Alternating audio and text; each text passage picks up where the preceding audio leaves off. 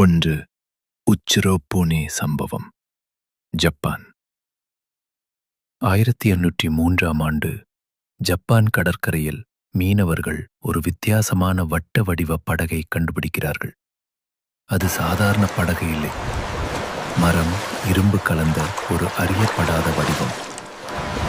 அதுக்குள் ஒரு இளம்பெண், வெள்ளை தோல், சிவப்பு முடி, கையில் ஒரு மூடிய பெட்டி. அதை யாரும் திறக்க முடியவில்லை. அவள் பேசும் மொழி யாருக்கும் புரியவில்லை. படகின் சுவர்களில் யாரும் பார்த்திராத எழுத்துக்கள். பயந்து போன மக்கள் இது நல்லது இல்லைன்னு நினைச்சு அந்த படகை மீண்டும் கடலில் தள்ளி விடுறாங்க. அந்த பெண் யார்? எங்கிருந்து வந்தாள்? இன்று வரைக்கும் பதில் இல்லை.